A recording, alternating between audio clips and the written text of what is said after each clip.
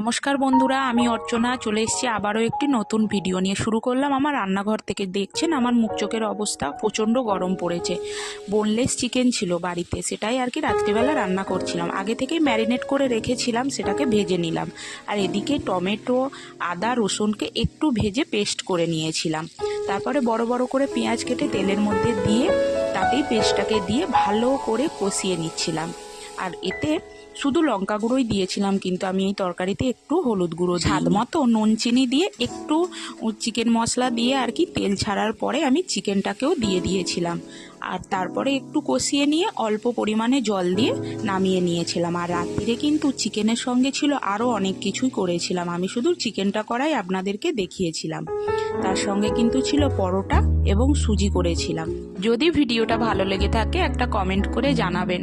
আবার দেখা হবে নেক্সট ভিডিওতে। টাটা।